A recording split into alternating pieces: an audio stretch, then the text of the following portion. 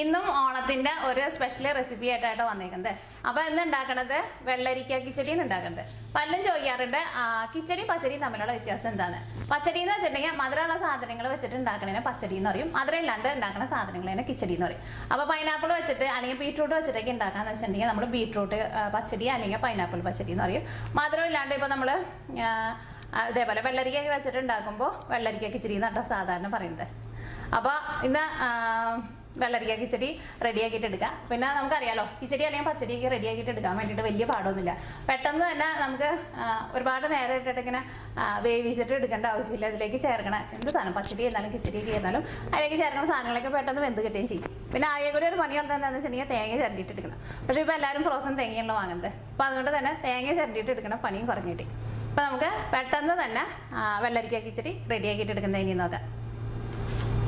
ഇനി നമുക്ക് വെള്ളരിക്ക പച്ചടി റെഡിയാക്കാൻ വേണ്ടിയിട്ട് ഞാനിവിടെ ഇതേപോലത്തെ ഒരു ചെറിയ വെള്ളരിക്ക ആയിട്ട് എടുത്തേക്കുന്നത്. ഇതിപ്പോൾ തൂക്കം നോക്കാന്ന് വെച്ചിട്ടുണ്ടെങ്കിൽ 600 ഗ്രാം ഉണ്ടാവും.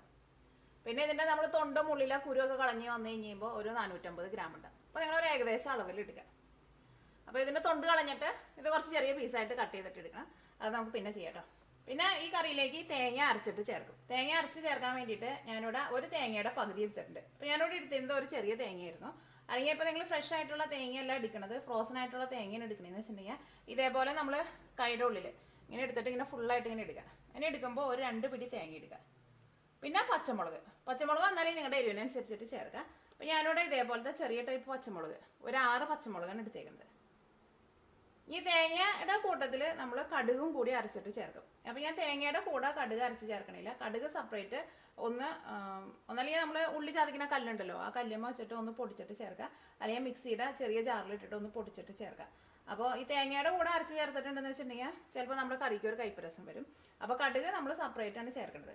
അപ്പോൾ കടുക് ഞാനിവിടെ 1/2 ടീസ്പൂണാണ് ചേർക്കുന്നത്. കാരണം ഒരുപാട് കടുക് ചേർക്കരുത് കേട്ടോ, കടുകിൻ്റെ ഭയങ്കര ഒരു ടേസ്റ്റ് വരും. അപ്പോൾ ഒരു ചെറുതായിട്ടൊരു ടേസ്റ്റ് മതി. അപ്പോൾ ഇതേപോലെ മെഷറിംഗ് സ്പൂണിൽ 1/2 ടീസ്പൂണാണ് എടുത്തേക്കുന്നത്. പിന്നെ കറിയിലേക്ക് നമ്മൾ പുളിക്ക് വേണ്ടിയിട്ട് തൈര് ചേർക്കും. തൈര് ചേർക്കുമ്പോൾ ഒരുപാട് ഭയങ്കര പുളിയുള്ള തൈര് ചേർക്കണ്ട കേട്ടോ. എന്നാൽ ഭയങ്കരമായിട്ട് പുളിക്കാത്തതും വേണ്ട, ഒരു മീഡിയം പുളിയായിട്ടുള്ള തൈര് ചേർത്താൽ മതി. അതാട്ടോ ഈ പച്ചടി കിച്ചടിയൊക്കെ ഉണ്ടാക്കുമ്പോൾ തൈര് അതേപോലെ അധികം പുളിക്കാത്ത തൈരാണ് നല്ലത്. പക്ഷേ പുളിശ്ശേരിയൊക്കെ ഉണ്ടാക്കുമ്പോൾ നന്നായിട്ട് പുളിച്ച തൈര് വേണം. അല്ലെങ്കിൽ പുളിശ്ശേരി ഉണ്ടാക്കുമ്പോൾ നന്നായിട്ട് പുളിച്ച മോരായിരുന്നാലും കുഴപ്പമില്ല.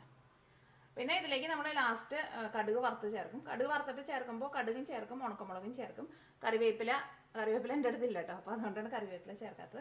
കറിവേപ്പില ഉണ്ടെന്ന് വെച്ചിട്ടുണ്ടെങ്കിൽ കറിവേപ്പിലയും ചേർക്കാൻ വേണ്ടിയിട്ട് മറക്കരുത്. അപ്പോൾ നമ്മുടെ ഈ തേങ്ങ നിങ്ങൾ അരച്ചിട്ട് എടുക്കണം. കടുക് അതേപോലെ തന്നെ ഒന്ന് പൊടിച്ചിട്ട് സെപ്പറേറ്റ് ചേർക്കുക.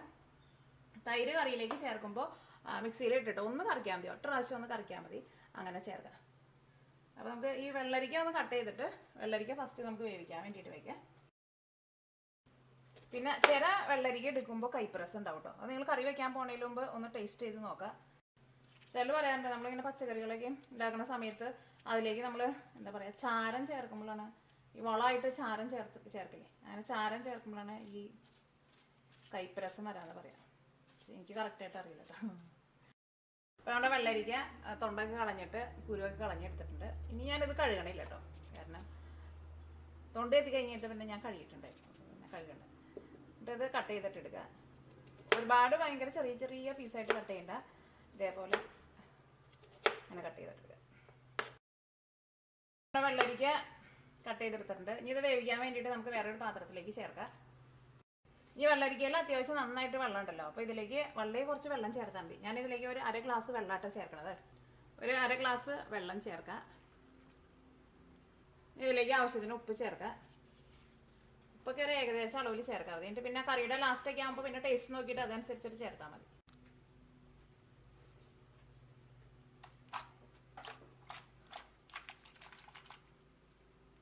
ഇനി വെള്ളരിക്ക വേവിക്കാൻ വേണ്ടിയിട്ട് വെക്കാം, മൂടി വയ്ക്കുക. അപ്പോൾ ഈ വെള്ളരിക്ക വേവുമ്പോഴേക്കും ഇതിലേക്കുള്ള തേങ്ങ അരച്ചെടുക്കുക.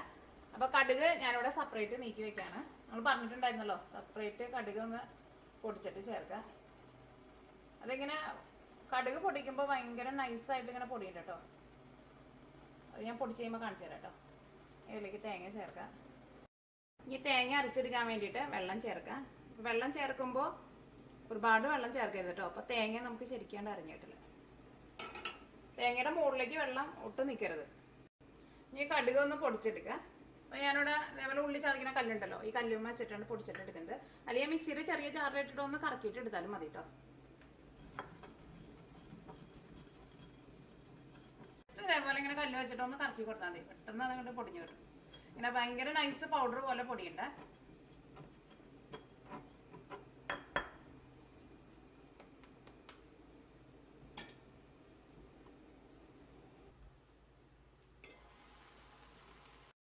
ഇപ്പോൾ വെള്ളരിക്ക വെന്തിട്ടുണ്ട്. അത് നമ്മൾ സ്പൂൺ വെച്ചിട്ട് ഇതേപോലെ ഒന്ന് കട്ട് ചെയ്ത് നോക്കുമ്പോൾ ഇതേപോലെ ഇങ്ങനെ ഒന്ന് കട്ടായിട്ട് വരണം.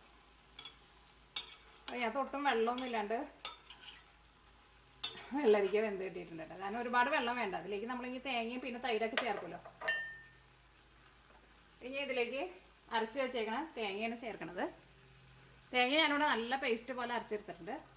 ഈ മിക്സി ഞാൻ നാട്ടിൽ നിന്ന് പ്രാവശ്യം വന്നപ്പോൾ ആ സുജാതയുടെ മിക്സി അവിടെ വാങ്ങിച്ചിട്ടുണ്ടായിരുന്നില്ലേ, അതെന്തോ കൊണ്ടുവന്നത്. നല്ല പേസ്റ്റ് പോലെ നല്ല വെണ്ണ പോലെ അരച്ച് കിട്ടിയിട്ടുണ്ട്. ഇതിലേക്ക് ഞാനിവിടെ കുറച്ച് വെള്ളം കൂടി ചേർക്കുന്നുണ്ട്. ഈ മിക്സിയുടെ ജാറിൽ ഒഴിച്ചിട്ട് ഒരു 1/2 ഗ്ലാസ് വെള്ളം. 1/2 ഗ്ലാസ് വെള്ളം ചേർക്കണില്ല കേട്ടോ, ഒരു 1/4 ഗ്ലാസ്സിനേക്കാളും കുറച്ചും കൂടി കൂടുതൽ. ഇത്ര വെള്ളം ചേർത്താൽ മതി. എൻ്റെ അടപ്പന്മയും കുറച്ചിരിക്കുന്നുണ്ട്. അരച്ചെടുത്തേക്കണ തേങ്ങയും ചേർക്കാം, പിന്നെ എക്സ്ട്രാ ഒരു 1/4 ഗ്ലാസ് വെള്ളം കൂടിയും ചേർത്താൽ മതി. കാരണം കൂടുതൽ വെള്ളം ചേർത്തിട്ടുണ്ടെങ്കിൽ നമ്മുടെ കറി ഭയങ്കര വെള്ളം പോലെ ഇരിക്കും.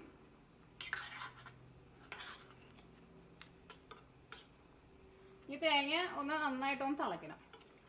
നന്നായിട്ട് തിളച്ച് കഴിഞ്ഞ് കഴിയുമ്പോൾ ഇതിലേക്ക് നമുക്ക് തൈരും ചേർക്കണം. ഇതിലേക്ക് ഞാനിവിടെ നമ്മുടെ കടുക് പൊടിച്ച് വെച്ചിട്ടുണ്ടായിരുന്നില്ലേ, ആ കടുക് ചേർക്കാം. ഇതേപോലെ ഇങ്ങനെ സെപ്പറേറ്റ് പൊടിച്ചിട്ട് ചേർക്കാൻ വേണ്ടിയിട്ട് നോക്കാം. നിങ്ങൾ കറിയുടെ ടേസ്റ്റ് നോക്കിയിട്ട് ഇതിലേക്ക് ഉപ്പ് വേണമെന്ന് വെച്ചിട്ടുണ്ടെങ്കിൽ ടേസ്റ്റിനനുസരിച്ചിട്ട് ഉപ്പ് ചേർക്കാം. അപ്പോൾ ഇതിനകത്ത് ഒരുപാട് വെള്ളമൊന്നും ഇല്ലല്ലോ, ഈ തേങ്ങ അങ്ങോട്ട് വേവാൻ ആവശ്യത്തിനുള്ള വെള്ളമുള്ളൂ. തേങ്ങ അങ്ങോട്ട് വെന്ത് കഴിഞ്ഞ് കഴിയുമ്പോൾ ഇതിലേക്ക് നമ്മൾ തൈരും കൂടിയും ചേർക്കും. അപ്പോൾ നമ്മുടെ കറിയിലേക്ക് ആവശ്യത്തിനുള്ള ചാറൊക്കെ ആവും. അല്ലെങ്കിൽ ഒരുപാട് വെള്ളം തേങ്ങ അരച്ച് കഴിയുമ്പോൾ ചേർക്കരുത്, അത് പ്രത്യേകം ശ്രദ്ധിക്കുക. തേങ്ങ ചേർത്ത് കഴിഞ്ഞിട്ടുണ്ടെന്ന് വെച്ചിട്ടുണ്ടെങ്കിൽ ഒരു 2 മിനിറ്റ് കറി നന്നായിട്ടൊന്ന് തിളപ്പിക്കുക. അപ്പോൾ തേങ്ങ ചേർത്ത് കഴിഞ്ഞിട്ട് നമ്മുടെ കറി നന്നായിട്ട് തിളച്ചിട്ടുണ്ട്. ഇപ്പോൾ കറി ഇരിക്കണുണ്ടല്ലേ, ഒരുപാട് വെള്ളം പോലെയല്ല ഇരിക്കുന്നത്, അത്യാവശ്യം നല്ല തിക്കായിട്ടാണ് ഇരിക്കുന്നത്. ഇതേപോലെ ഇരിക്കണം കേട്ടോ. കറിയുടെ ലാസ്റ്റ് ഇതേപോലെ അല്ല കേട്ടോ ഇരിക്കുക. അതിലേക്ക് നമ്മൾ ഈ തൈരും കൂടിയും ചേർക്കും.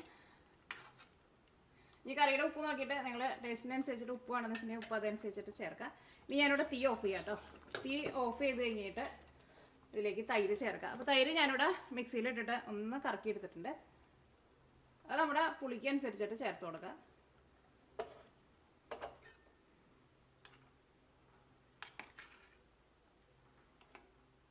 കാരണം തൈര് ചേർത്തിട്ട് ചൂടാക്കിയിട്ടുണ്ടെന്ന് വെച്ചിട്ടുണ്ടെങ്കിൽ തൈര് അങ്ങോട്ട് വെള്ളം പോലെയാവും, പിന്നെ കറി അങ്ങോട്ട് പിരിഞ്ഞ പോലെയൊക്കെ വരും. ഇപ്പോൾ കറി കാണാൻ തന്നെ നല്ല രസമുണ്ട്.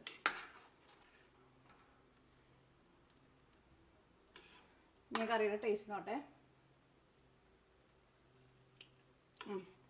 ഉപ്പൊക്കെ നല്ല കറക്റ്റ് പാകമായിട്ട് വന്നിട്ടുണ്ട്.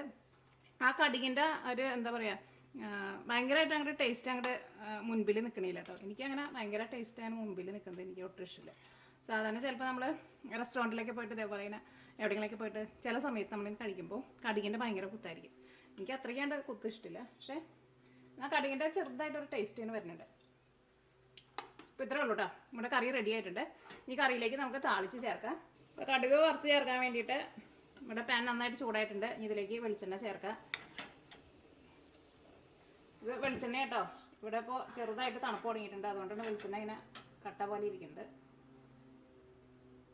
വെളിച്ചെണ്ണയ്ക്ക് ഞാൻ കുറച്ച് നന്നായിട്ട് ചേർക്കാം, അപ്പോൾ നല്ല ടേസ്റ്റ് ആയിരിക്കും. അപ്പോൾ ഇതിലേക്ക് നിങ്ങൾ കറിവേപ്പില ഉണ്ടെന്ന് വെച്ചിട്ടുണ്ടെങ്കിൽ കറിവേപ്പില ചേർക്കാൻ വേണ്ടിയിട്ട് മറക്കരുത്. കറിവേപ്പില എൻ്റെ അടുത്ത് ഇല്ലാത്തതുകൊണ്ടാണ് കറിവേപ്പില ചേർക്കാത്തത്. നമ്മുടെ വെളിച്ചെണ്ണ നന്നായിട്ട് ചൂടായിട്ടുണ്ട്. ഇതിലേക്ക് ഉണക്കമുളക് ചേർക്കാം. ഇതിലേക്ക് കടുകും ചേർക്കുക. കടുക് ഞാനിവിടെ 1 ടീസ്പൂൺ കടുക് ചേർക്കുന്നുണ്ട്. അപ്പോൾ നമ്മുടെ കടുക് പൊട്ടിയിട്ടുണ്ടെങ്കിൽ തീ ഓഫ് ചെയ്യുക. ഉണക്കമുളക് ചെറുതായിട്ടൊന്ന് കരിഞ്ഞോട്ടെ, കുഴപ്പമില്ല കേട്ടോ. അത് ശരിക്കും താളിച്ച് ചേർക്കുമ്പോൾ അതൊരു ടേസ്റ്റാണ് ശരിക്കും. ഭയങ്കരമായിട്ട് കരിഞ്ഞാണ് പോഞ്ഞു പോരുത്. ഇത് ചൂടോട് കൂടിയിട്ട് തന്നെ കറിയിലേക്ക് ചേർക്കാം. അത് നമ്മൾ എന്ത് താളിച്ച് ചേർത്തതായിരുന്നാലും ചൂടോട് കൂടിയിട്ട് തന്നെ ചേർക്കണം. അപ്പോൾ നമ്മൾ ചേർക്കാണ്.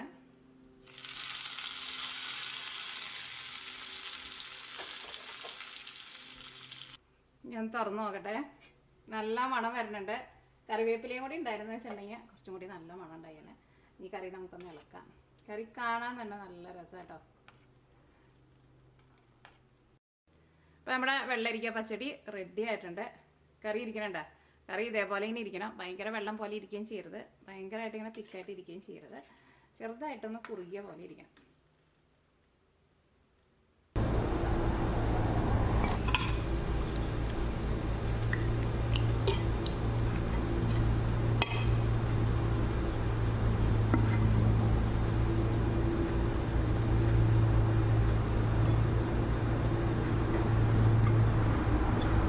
അപ്പോൾ നമ്മുടെ കിച്ചടി ഇരിക്കണുണ്ടല്ലേ, ഒരുപാട് വെള്ളം പോലെയല്ല ഇരിക്കുന്നത്, എന്നാൽ ഭയങ്കര തിക്കായിട്ടല്ല ഇരിക്കണത്.